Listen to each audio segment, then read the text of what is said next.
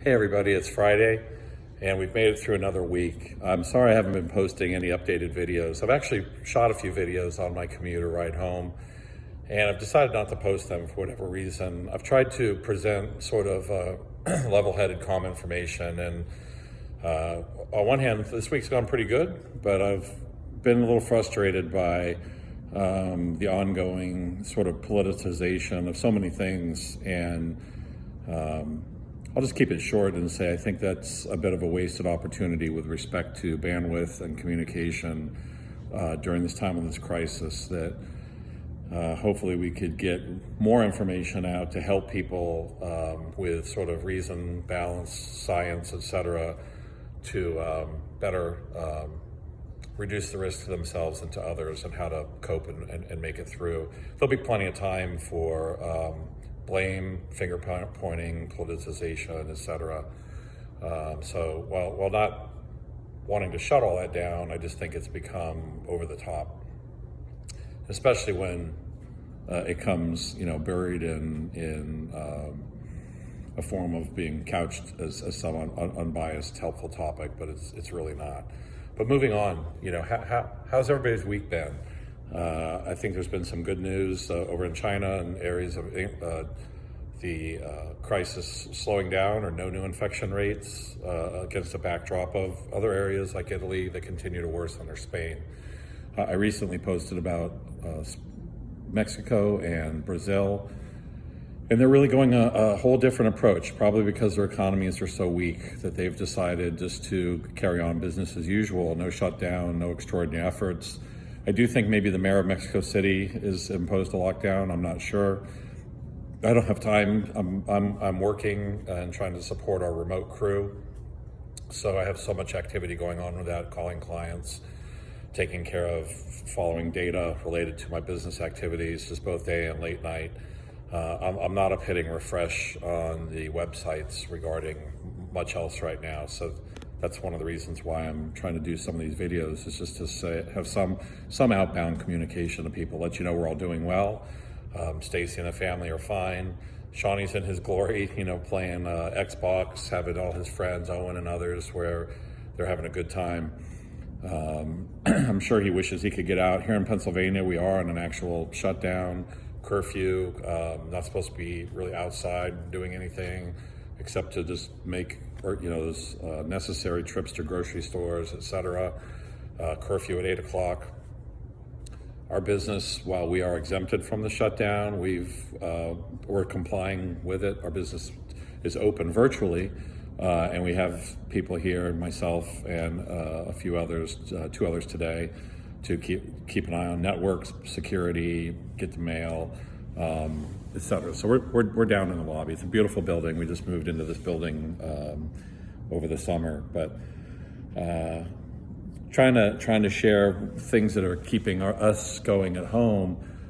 Number one has got to be Animal Crossing right now. That the kids got Animal Crossing last week. They're staying, engaged, having a great time, and connecting with others on Animal Crossing. So if you are doing Animal Crossing, give a like and put your contact below so we can share it with the kids. My kids, Sid and Sean, and I'm sure they'd love to hear from you.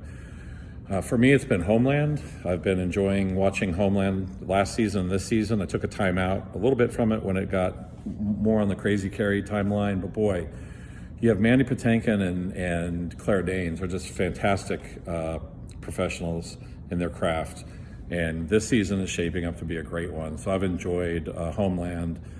I'm glad it's there for me each week, but I kind of get, I kind of hate waiting. Don't you hate waiting on these things? How do you feel about that? I forget, maybe it was House of Cards, that they just sort of put it up there for you to binge, where Homeland would get it every week, and I gotta wait, and there's always a cliffhanger, and yakety yak.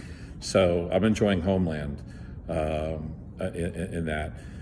One of the other things, maybe I should have said this earlier, because maybe I didn't. It probably wouldn't have been good. It might have been scary, but an app called Flight Radar 24. If you look at Flight Radar 24, it when you zoom out, it'll show all the airplanes swirling around the United States, et cetera. You can zoom into your area, really just your county, your city, and it will show you planes, helicopters, anything with a flight plan that's going by, and you can click on it, and it'll give you all the information on the plane. It'll show you a graphic image of the plane, what it's painted, its markings. It'll tell you where it originated, where it's going to. And then you can click again and go actually into the cockpit. It's a sort of a Gen 1 graphics, not great graphics, but you're flying over your county or taking off, landing. That's really cool. So I like Flight Radar 24. One thing is just a reminder to those early on, I kind of stopped a little bit because you can see, look at all those planes still swirling around, and you're wondering, how does this situation spread? Well, there's one way. You think of all the major international airports that we have, and then those planes and how those people, the planes themselves, they mix and remix. We certainly have different dynamics than some other countries with respect to our landmass, how open we are. Even if you shut down to China, Europe, et cetera, other countries, there's still a lot of mix in the mix, okay? But maybe when we get, don't do it now. Sorry, that's gonna freak you out. Do it on the other side of this. Go get Flight Radar 24. Your kids will love it. If they're at an airport or something, they can click on planes that are flying around and act like they're getting a bird's eye view or cockpit eye view of the plane, okay? Going into the weekend, it's hopefully a little bit brighter this week from that. We got a stimulus package, we got some positive things. The markets have responded favorably. But unfortunately, I think we're gonna start seeing the human side of this, the real side, which is that we had 3 million individual jobless claims today. So the unemployment is going to mount. We're going to go from maybe record low unemployment, and dear God, let's hope we don't go to record high. But the Federal Reserve Bank of St. Louis is projecting that unemployment may reach 32%. And if you think back, we were like, what, 3.5% before this? That is staggering, okay, just staggering. Hopefully this is temporary, but some areas that have been really shell-shocked, malls, airlines, hotels, restaurants, etc. Let's hope that there's an other side to this. And I think that's another area that's a little disturbed is the, I don't know if it's class warfare, whatever you want to call it, something pernicious that has really snuck into our hearts through politics, where we vilify corporations. We spit that word out like a C word, and when it came time to relief and aid, I do understand wanting to give aid to individuals. Absolutely, wouldn't deny it. That's got to be a top priority. Take care of the people that are affected by the crisis. But we also need to be mindful that when we come out of this and we go to the other side and we crawl out of our bunkers, we get out of our homes, a lot of people are hoping to have a job to return back to. And a lot of people already, we're finding from today, don't. And those people are employed by companies, by employers.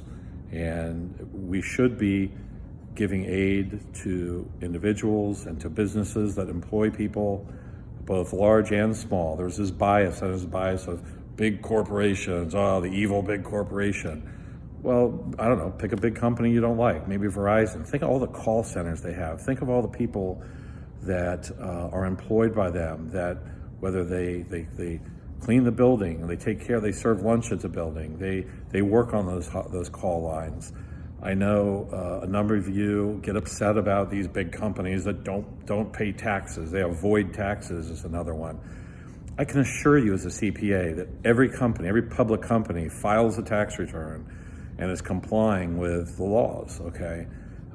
Or they'd be taken down. So maybe a tip would be write your congressman. If you don't like what the laws are, by all means, have discourse about that. But one of the ways that many of these companies avoid tax in your terms is by utilizing things that are put out to help people, actually. Things that, like jobs credits, targeting, put a building up in a certain area that's a low income area, and they whether it's federal, state, local, they offer massive tax relief to induce a company to come in and help the people in that area through employment, to bring benefits, et cetera. And by making investments in building and property and equipment that employs steel workers and construction workers, et cetera. Depreciation. So companies want, rather than expense that immediately, companies are allowed to write off that expenditure over time. And it's a little dangerous when that starts getting treated as a loophole of the rich and famous, or the egregious big companies. This depreciation write-off that's some extravagant write-off. Well, companies are buildings wear out, equipment wears out, things have a useful life. Those are depreciated for book purposes. They're also depreciated for tax purposes. If it's any comfort, they're generally depreciated for tax purposes less favorably than for book purposes. But to stimulate and target certain areas, like auto industry, for example, they will allow for certain types of autos, immediate expensing for types of vehicles. So Congress is the one that makes the tax law. I want to remind you that. Generally, if you're upset about something happening in taxes and the result of that, you may want to take your ire and your anger and your fist shaking out on Congress, rather than blame the people that follow the laws of that Congress has set forth, and then we get upset by those outcomes. I would say certainly it's also appropriate when we have a revolving door of dollars between lobbyists and Congress to get those tax results. That's certainly inappropriate as well, or at least I'm troubled by it. I'm troubled when NASCAR was on a big heyday. Let's give you a great example. NASCAR was scrapping all their traditional, tried and true small tracks that sort of made traditions. And they started adopting these mega track models that were huge, just, you've seen one, you've seen them all. I think that maybe killed the sport a little bit because it lost its uniqueness. But they lobbied for more favorable treatment of write-offs for those track expenditures and expansion. So that was an area where dollars that went in got a direct result. That those types of activities do trouble me, and I applaud the Congress people that try to call that out, but obviously there's not enough because that action gets taken. Maybe on the other side of this, I'll analyze what's in the package. I follow on my Twitter. I'm not really active on Twitter much. I tend to more use it to follow what I call econ Twittersphere, investment world, just a lot of things I need to follow for my job. It sort of mirrors our business Twitter. And I'll wrap my head around some of the benefits and reliefs out there. I'm sure I'll get some questions on the weighting of that. How much stuff snuck its way in there, aside from keeping our eye focused on the crisis? Was there goodies on either side of the deal? I'm sure there are. There's always going to be some goodies in there to get people to pass what maybe should have been obvious. It looks like it went through unanimously, except for people that abstained and were out of it. But going back to some more constructive things, let's just wrap up with something positive. Number one thing keeping the Morse Holy household together right now is Animal Crossing, without a doubt, okay? I hope that if you haven't obtained it for your Nintendo Switch, give it a try, and put your contact information down below for the kids to connect with you if they don't already have it. Homeland, as I said, has been great episode this time. I'm not watching anything else. I don't have time for anything else. I'm here often late, or I'm up, even when I'm home, I'm up late processing information. But on all fronts, things are going well in our world. Our household's doing great. The dogs are doing great. Our employees are all doing very well. Everybody's got a unique situation, but our employees are all connected this week, serving clients. The ones that are home, they're taking care of their family and loved ones. We're all in sort of this big boat together. And I guess that's the thing I would talk about, whether it's bailouts, et cetera. We're all people. When you talk about taking care of individuals, we're all individuals in one big boat. And I think it's really important that we all take care of one another in the boat, and that we also take care of the boat. At least patch the holes that are reasonable and make sure that on the other side of this, we all have good jobs to come back to, that they're not taking a hit. I don't think it's going to be as simple as, a matter of weeks or a couple months here, and it's back to life as usual. Hopefully we're a smarter, more efficient, maybe hopefully more kinder, compassionate country on the other side of this. But have a great weekend. Catch Homeland, get Animal Crossing.